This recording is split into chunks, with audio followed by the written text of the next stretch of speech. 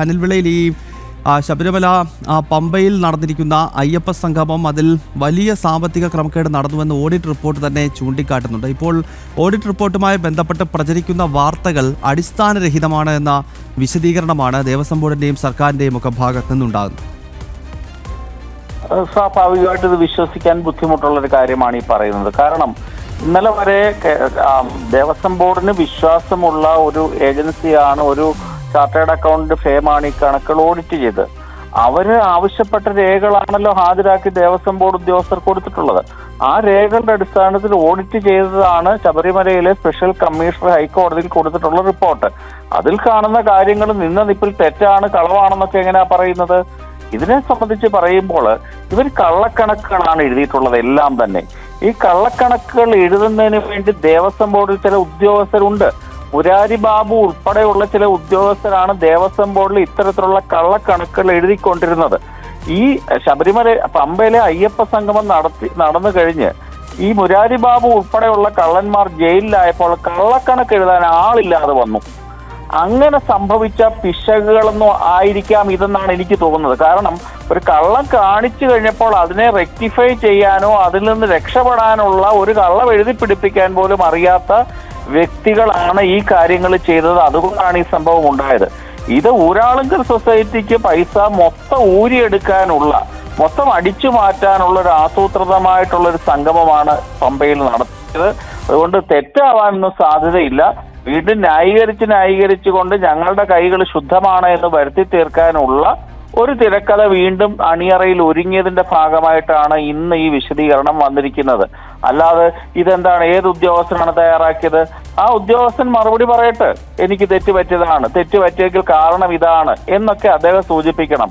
ശക്തമായ നടപടിയാണ് എടുക്കേണ്ടത്. അയ്യപ്പനോടും അയ്യപ്പ വിശ്വാസികളോടും കോടതിയോടും നിയമസഭയോടും ഒക്കെ തന്നെ ഇവർ കാണിച്ചിട്ടുള്ള കള്ളങ്ങൾക്ക് മറുപടി കൊടുക്കാൻ ദേവസ്വം ബോർഡ് തയ്യാറാകുക തന്നെ വേണം. നമ്മൾ ശ്രദ്ധിക്കുക, വാസവന്റെ നേതൃത്വത്തിലുള്ള രണ്ട് ഡിപ്പാർട്ട്മെന്റുകളാണ് ഏതെങ്കിലും തുക സ്പോൺസർ ചെയ്തിരിക്കുന്നത്. കേരള ബാങ്ക് കൊടുത്തിട്ടുണ്ട്, ദേവസ്വം ബോർഡിന്റെ കീഴിലുള്ള ധനലക്ഷ്മി ബാങ്കും കൊടുത്തിട്ടുണ്ട്. വേറെ ആരും കൊടുത്തിട്ടില്ല. കേരളത്തിലെ 10-15 മന്ത്രിമാര് വലിയ സമിതി ഉണ്ടാക്കി ഒരു 8 കോടി രൂപയുടെ ഒരു പരിപാടിക്ക് സ്പോൺസർമാരെ കണ്ടുപിടിക്കാനുള്ള കഴിവും പ്രാപ്തിയും ഇല്ലാത്ത ഇവർക്ക് എങ്ങനെയാണ് ഈ കേരളത്തിനെ മുമ്പോട്ട് നയിക്കാൻ സാധിക്കുന്നത്? കേരളത്തിന്റെ വളരെ വലിയൊരു ദുരന്തമാണ് ഈ ഇടതുപക്ഷ സർക്കാർ. ഇത് ഭക്തജനങ്ങൾ മനസ്സിലാക്കി കഴിഞ്ഞിരിക്കുകയാണ്. ശ്രീ അനിൽവിളയിൽ ഈ മുഖ്യമന്ത്രിക്ക് കട്ടിൽ വാങ്ങാനായി തുക ചെലവഴിച്ചു എന്നൊക്കെ ഓഡിറ്റ് റിപ്പോർട്ടിൽ പറയുന്നതാണ്. ഇപ്പോൾ അതൊക്കെ അവാസ്തവമെന്നാണ് ഈ സർക്കാർ വൃത്തങ്ങളും ദേവസ്വം ബോർഡിന്റെ ആളുകളും ഈ ഘട്ടത്തിൽ പറയുന്നത്. അല്ല, അദ്ദേഹം ഈ ശബരിമല ഈ പമ്പയിൽ നടന്ന അയ്യപ്പ സംഗമത്തിന്റെ തലേ ദിവസം പമ്പയിൽ ചെന്ന് താമസിച്ചിട്ടുണ്ടല്ലോ.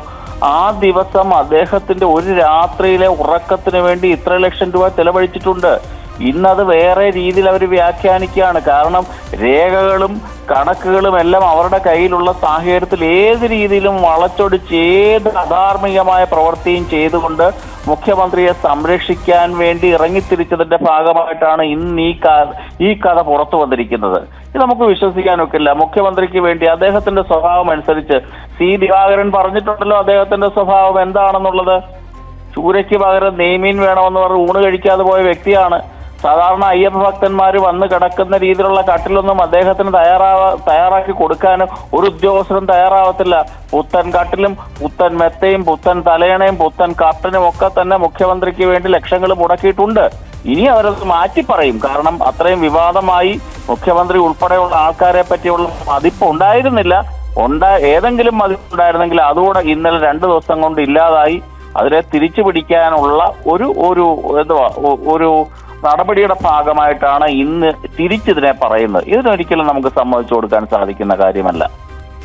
ശരി, നിലപാട് വ്യക്തമാണ്. ശ്രീ അനിൽവിളയിൽ VHPയുടെ സംസ്ഥാന ജനറൽ സെക്രട്ടറിയാണ് ഈ ഘട്ടത്തിൽ പ്രതികരിച്ചത്.